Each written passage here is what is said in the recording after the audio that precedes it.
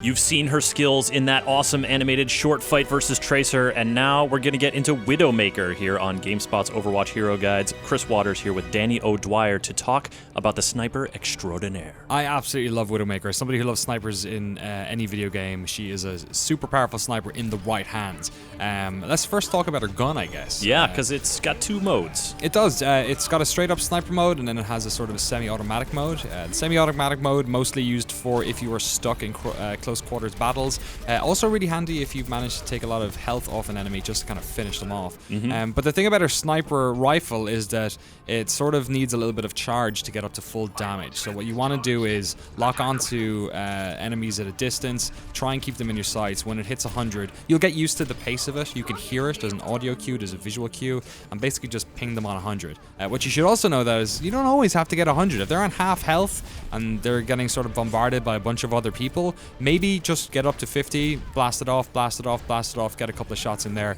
As Widowmaker, you are often taking apart people who can't see you, so if you can just hit them hard really quickly, it benefits your entire team. Absolutely. And remember, just because going for the headshot is obviously awesome, but a body shot that Widowmaker does a lot of damage, and you've got a lot of other people on your team who are also doing damage, ready to pick up wounded characters. There are some that you want to really kill outright. Lucio, because he's always healing, the little bastard. But yeah, sniping lanes, and who are your priority targets, would you say? So it's interesting you say about the headshots. I mean, if you see another Widowmaker, you're basically in a headshot fight to take the other one out.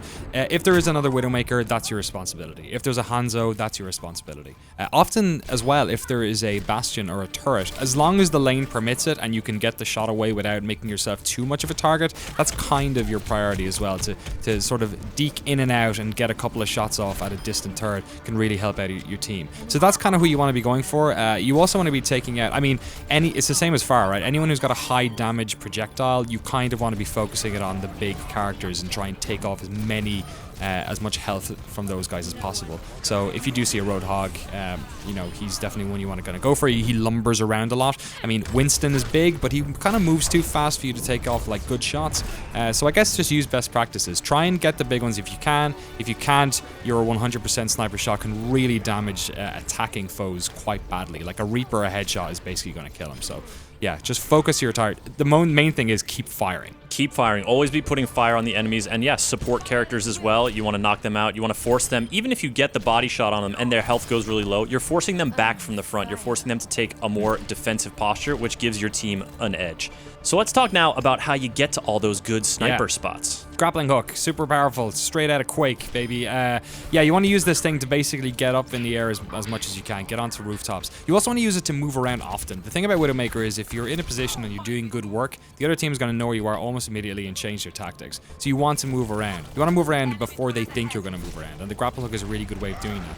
You can move to a different sniping spot, take a couple more shots, even go back to your original sniping spot, and then sort of using that venom mine to basically cover the backdoor entrance. A lot of people use that as an attacking projectile. It doesn't really do enough damage. Its main use is to let you know if somebody's flanking you. So as Widowmaker, you basically just want to keep moving around using that grappling hook. I mean, if you're really good, and these are like pro Widowmaker strats, you can use our grappling hook to really get some crazy airtime. If you hit spacebar while you're going up in the air on the grapple hook, it will detach and you can basically fly in the air. So if you do that, you can use that to get over certain walls. You can also do that to snipe from crazy high positions. You want to do some hot air snipes? Yeah, I mean, when you get hit by Widowmaker does that, you're not even mad. So if you can practice against bots for that, it's a pretty crazy. Yeah, maybe don't bust that one out in your first Widowmaker match, because the Widowmaker is a super important part of the team. It's one of those moments you'll see when a team is unbalanced, it'll say no sniper. And so Widowmaker is a great one to have in your repertoire as someone that you feel solid playing as. And her ultimate is also a great asset to your whole team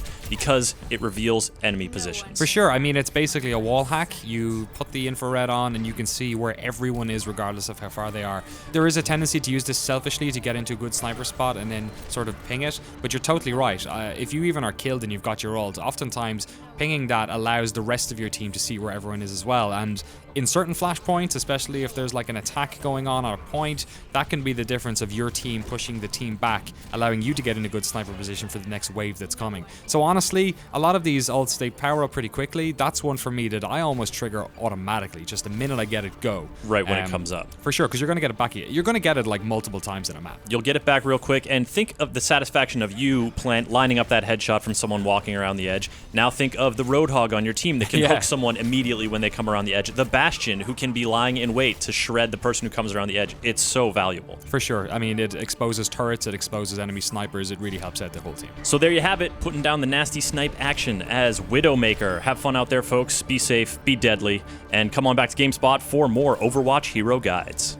Almost double some kill.